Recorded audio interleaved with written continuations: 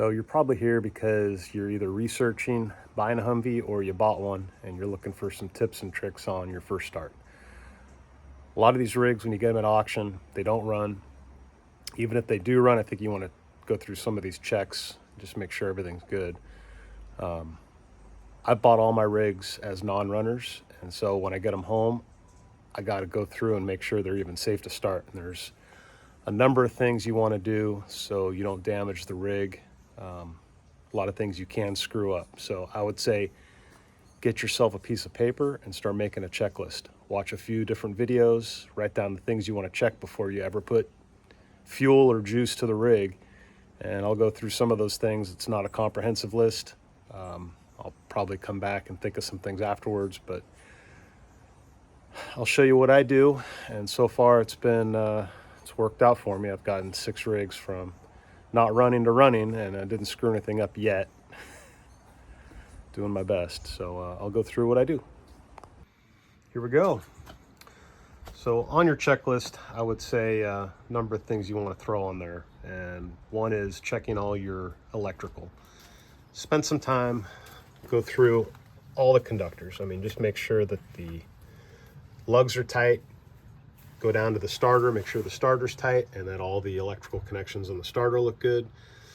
You're looking for anything that's been disconnected in the process of any kind of work that's been done. So, you know, make sure your glow plug controller's in, you got your electrical to the solenoid on your fuel solenoid. Kind of everything. I mean, I could sit here and talk about stuff for hours, but, you know, check your Canon plugs, make sure they're tight. Sometimes things are just disconnected and sitting there. You don't know what happened to the rig. Assume that there are some problems. You just have to find them. And if you're lucky, you won't find much. And if you're unlucky, you could screw this thing up when you go to start it. So that's why I say just take your time. Make sure there's no interference with the fan. You got your serpentine belt, looks good. Your pulleys are all intact. Before you drop any fuel in the rig, look at the bottom of the fuel tank, make sure that the drain plug is in place, and check your fuel filter. Fuel filter's right inside here, and you got your fuel lines, one coming from the lift pump and the other one goes out to the injection pump. Just make sure that the fuel hoses look good. Go down and look at the fuel pump. I've had a couple of fuel lines that are just cracked and leaking right off the bat at the fuel pump. So get under there and check that out. Once you think you're at the point where you know you got the air filter installed, you've probably done a visual inspection to make sure nothing's jammed in the intake into your turbo. Make sure that all looks good. I think you're getting to the point where you could put juice to it. We'll go over and talk about the batteries. So I think this is where a lot of mistakes are made. People just not familiar with the 24-volt system. So I would get yourself a couple of fresh, brand new Group 24 batteries. 24 seem to fit in all these rigs. And double check the wires, because a lot of times these things have been added to and spliced, and there's a lot of stuff you can eliminate if the rigs had radios in them. You don't need that radio wiring. So get a wiring diagram, and you should be able to dumb this thing down to just a few wires. So just to kind of overview this, you've got your shunt over here. This is where your primary ground cable's coming off. I've got it coming to a disconnect switch, and then it comes back up to this. This is the negative on the very first battery. So that's ground. The positive side, I've got a cable coming off. This is going to my 12-volt winch. One of these is going to the transmission. I can't remember what the other 12-volt is. Make sure you find out which wire powers the transmission and double check that you don't give that 24-volt. You want to make sure that's on the 12-volt side of your system. Oh, actually, yeah, that's it. One of these is coming from the generator. So it's your 12-volt charge off the generator, and the other goes out to the transmission. So this is coming over, this is the plus side of the first battery. It's coming over to the negative side of my second battery. These batteries are in series to give you the 24 volts. And then on the positive side, this is the plus 24 volt side now. That's coming back around to your 24 volt I guess you call it a terminal strip there. So that's where all your 24 volt primary power is going. I think it's smart to put a disconnect in. I'll do it off the ground side. It saved me just because you got parasitic drains. I've added some 12 volt stuff. This is another 12 volt wire I added just for lights, and I put a little switch panel in, so I've got a stereo and a USB charger and some other things. But this really should just be 3 wires, like I say. So your ground, crossover wire, it's going from plus to minus, and then your 24 volt positive side. So configuration can be swapped around. I've got rigs where the wires are short and long and whatever, so it doesn't have to be in this exact configuration. Just make sure you know what you're doing when you're putting the juice in. And 24 volts got a little shock to it, so you work in there with tools.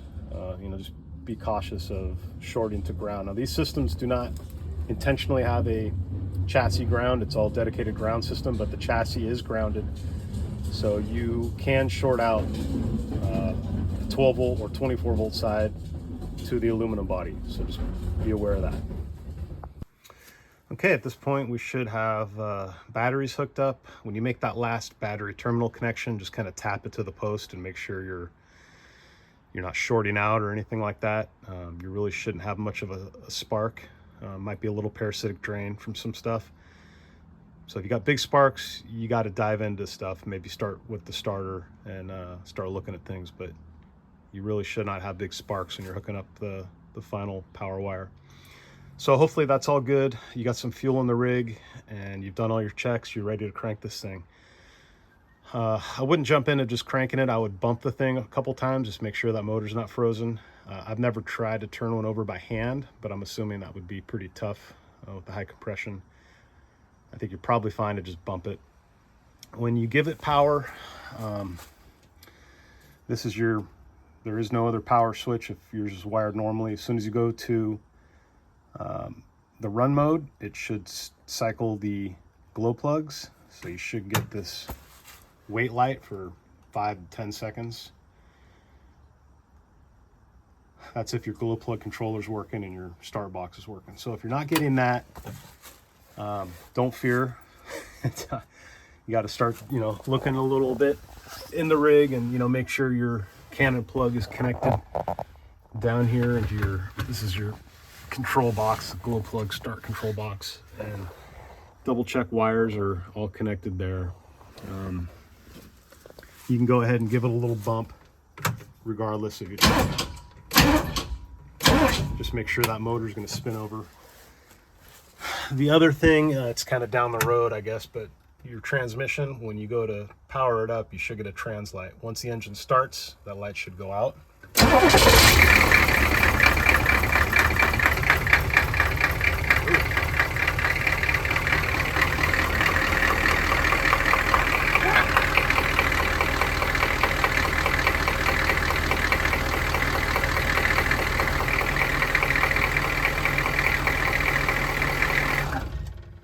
Impossible to talk while that's running, but what I was trying to show is that the charge on this should come up into the green. Sometimes the glow plug controller will cycle a few times and you'll see your charge go back into the yellow and cycle into the green. Once your glow plug controller stops cycling, it should stay in the green. So let's say you, regardless if you got the light or not, you go to crank it, nothing's happening. If you're getting white smoke out the exhaust, that means you're probably getting fuel through the system, but there is not enough heat to fire off. And that might point me to glow plugs.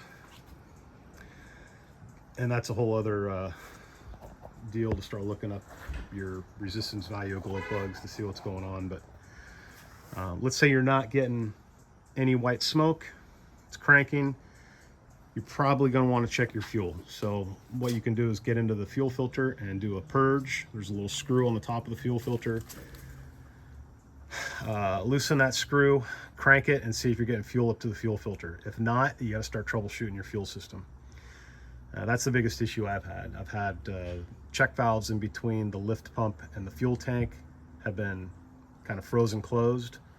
So that's one of the first things I'd look at, is just remove the check valve, bypass it, put a piece of tubing in there or hose, And then maybe even disconnect the discharge on the fuel filter up here.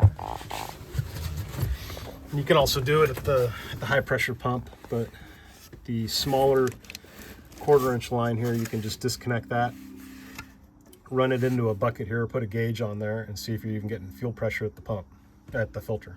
So if you're not getting pressure at the filter, then you got to start looking at the lift pump. You know, again, it could be the check valves in the fuel system. You're just gonna have to dive into that and figure that out. One other thing is if you're getting fuel up to the fuel filter and it's still not doing nothing with the ignition on, try disconnecting the power coming into the solenoid. So this is your solenoid for the injection pump. When you got 24 volts going to this, you can disconnect either one of these wires and you should hear the solenoid click. So it's basically just a click, click. With power, it should be open. Without power, it should be off. And when I say with power, that means you'd have to be in run mode.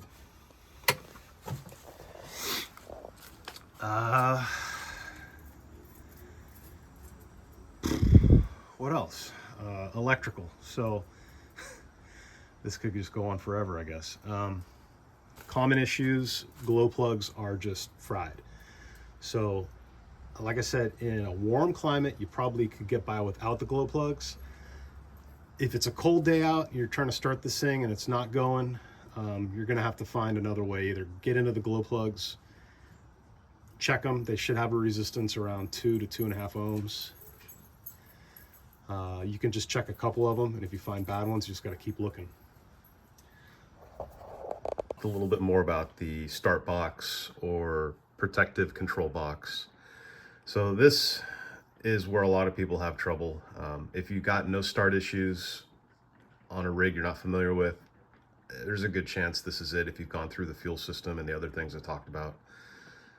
So these things are really overly complicated. It is, I don't exactly know everything it does because it might do a lot more than I'm aware of, but and there's different variants. So you open up some of the older models and they've got 3 relays in there, and this one's a circuit board and a single relay. I believe that relay or solenoid is just controlling power to the glow plugs, and this works in conjunction with the glow plug controller that's on the engine. So this thing can be rewired and simplified with just a couple of relays and a manual push button. So you take away the automation of the glow plugs. I believe that's what that circuit board does, and I don't know, it might do a couple other things. You know, maybe it controls the weight light and all that other stuff. So there are some videos or some stuff out on the internet about how to basically build one of these or build your own. You can go spend $1,000 and buy a Camotech.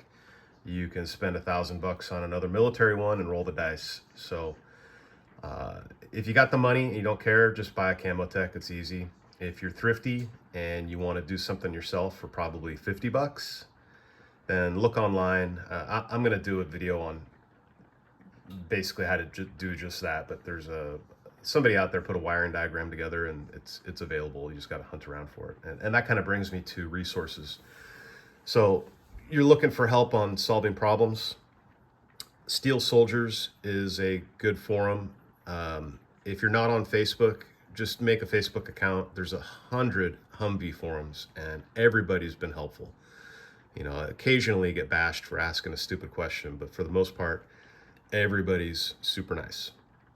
Couple of things I forgot to mention. If you're gonna try using ether, I would say stay away from ether. Try WD-40 first. It's a little bit less caustic on the system, and if the thing lights off, it's not gonna, you know, over rev on you and stuff like that. So yeah, WD-40 is good. I talked a little bit about starting in a warm climate. You know, I'm talking about like if it's 80 degrees out and it's in the afternoon where the vehicle's heat soaked, you might be able to start it without the glow plug system working.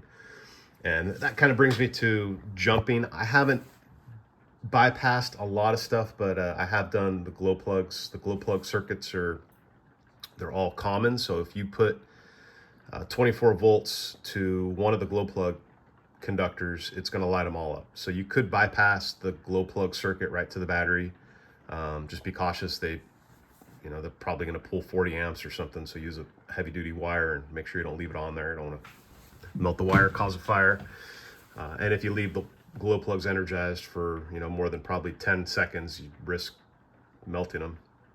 The other thing is jumpering the fuel solenoid up on the injection pump. You can, if that thing, like I said, if you test it, maybe you're not getting power to it. In theory, you could bypass that as well. So running 24 volt to the glow plugs and to your fuel solenoid, assuming your fuel system's working, that might get you started. Again, do that at your own risk. I haven't played around with that a whole lot, but in theory, it's that simple to get these things running. So I think that's it, man. All right. Okay, just got a couple things to add, and then I'll show you my trick for the day. I think I forgot to mention checking oil and tranny fluid. Definitely make sure your fluids are topped off. If you're particular and you want to take the extra time, not a bad idea to just go ahead and drain the oil, put fresh oil in. Change the filters if you want to change your fuel filter. There's a filter in the power steering unit. I mean, you can go through all that stuff all you want. Just, go down the rabbit hole until you're happy. So I have a couple of notes here. Oh, if you're having fuel issues, again, like double check the suction side of your lift pump. That's where I found the fuel line they use there makes a tight turn, and when it gets old and brittle, it cracks, and you might just be sucking air there.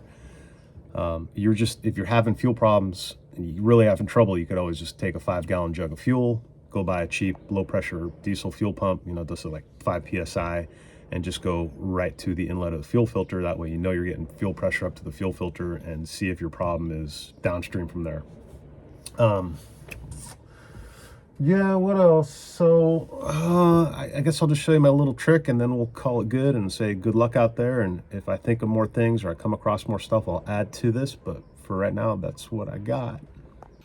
All right, here's my trick of the day. So if you get to the point where you go to start and you're not getting any reaction out of the starter, you can come over to this plug down here, and there's a little jumper trick. You can go from terminal S to terminal T, which you got to have some damn good eyes to see it. Oh, I'm already losing it. S to T, and it'll start. Well, if your starter works. So I think all that's doing is bypassing the wiring and the start switch. It's worked for some other people when they've been in a bind, so it's worth trying if you're not getting your starter's not kicking on. So that's probably just jumpering power right to the starter solenoid. So if you do the little jumper trick and still nothing happens, it's probably down in your starter. So that's my trick for the day. All right, man, have fun out there. Oh, and yeah, I forgot to mention that there is a neutral safety switch in the shifter. So when I was demonstrating the truck not starting, you could play around with the shifter. Sometimes the neutral safety switch can come out of alignment. So that's something to look at too. So when I did the jump starter, the bypass with the diagnostic plug going from S to T, basically that's also bypassing the neutral safety switch. And I'm not sure if there's any other safeties in that circuit, but yeah, take a look at that shifter, just move it around as you're trying to start it, and maybe it's that simple. This is the final, man. I'm sorry. This video has been terrible. I know it's jumped around a lot, and I want to reshoot the whole thing, but I don't have time. Last thing, if when you're doing your first start, I didn't mention this when you're connecting the batteries up, but I would keep one of those terminals loose enough where you can just pull the cable off by hand. I've had a scenario where I went to start once, and the starter solenoid hung closed or in start mode, and basically the starter just it was engaged, and I had to run over. I had my seat cover on, so it took me a minute to get the seat off to get to the battery cable, and by the time I got in there, smoke was pouring out. It was ugly. So I would say keep one of your terminals loose enough to pull off by hand, keep it exposed, even have somebody standing over there when you go to start it for the first time. And yeah, you're looking for smoke and leaks, and who knows what's going to happen when that rig fires up for the first time. But if you do get it running, I think the first thing you want to do is just, walk around, look for leaks, look for smoke, make sure nothing's, no smoke. That's good. And then, keep an eye on your temp. So your Coolant temperature should come up within a few minutes. Just make sure your thermostat opens up and the rig's not going to overheat. And if everything's looking good, check your blow-by. So pull the oil filler cap off, and one of the tricks is, can the cap kind of balance there on its own? There's always going to be a little bit of blow-by, but that's kind of one of the good indicators. If you're actually seeing vapor come out, that's blow-by, but it doesn't really matter, whatever. It's just drive it, have fun. But yeah, if the filler cap can hang out there without blowing off, that's a pretty healthy engine. All right, no more add-ons. Good luck.